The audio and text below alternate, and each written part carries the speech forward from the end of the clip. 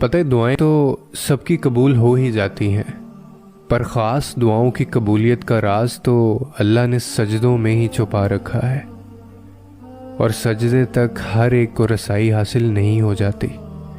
اس مقام تک تو صرف وہی لوگ آتے ہیں جن کی دعاؤں کو اللہ نے نئے سرے سے ان کی پسندیدہ انداز میں قبول کرنا ہوتا ہے۔ اللہ کی عطا کے خزانے تو بے شمار ہیں، اور وہ تو بن مانگے بھی نواز دیتا ہے، پر سجدے کی لذت سے کسی کسی کو آشنا کرواتا ہے وہ، اور جب کوئی سجدے میں گر کر اپنا آپ اللہ کو سونپ دیتا ہے تو پھر اللہ اس کے لیے کافی ہو جاتا ہے۔ اور اس کا کافی ہو جانا جانتے ہو کیسا ہے؟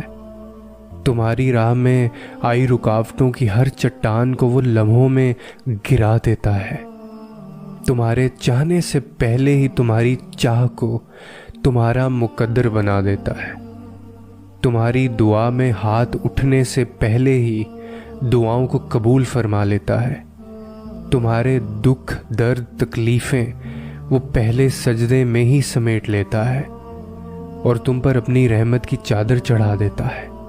وہ فرشتے ہو کر بھی اتنا قریب نہیں ہوتے اس سے جس طرح دوران سجدہ اللہ تم سے قریب ہوتا ہے، اور تم اپنے رب کے اتنا قریب جاؤ اور وہ تمہیں خالی ہاتھ لوٹا دے، ایسا تو ہرگز نہیں ہو سکتا۔ اور پھر اللہ تو ہمیشہ سے تمہارا ہے، تمہارا تھا اور تمہارا ہی رہے گا، بس تم ہی نہیں سمجھ پاتے۔ کوئی شخص یا کوئی ایسی چیز جو تمہیں اللہ سے دور کرے وہ تمہارے لیے کبھی بہتر نہیں ہو سکتی۔ جو راستے تم خود بناتے ہو وہی تک منزل ختم نہیں ہوتی، کہ تم نے جو اللہ سے مانگا تھا وہ تمہیں نہ ملی تو تم نے یہ سوچ لیا کہ اب تم کبھی کوئی چیز نہیں مانگ سکو گے، یا اب تمہاری دعائیں قبول نہیں ہوں گی۔ کیوں سوچتے ہو ایسا تم؟ وہ لا حاصل چیز کو بھی حاصل بنا دیتا ہے، وہ ناممکنات کو بھی ممکنات بنانے پر قادر ہے، یہ کیوں بھول جاتے ہو؟ زندگی کئی راستوں اور کئی پریشانیوں میں ڈال کر ہی تمہیں تمہاری چاہت تک لاتی ہے۔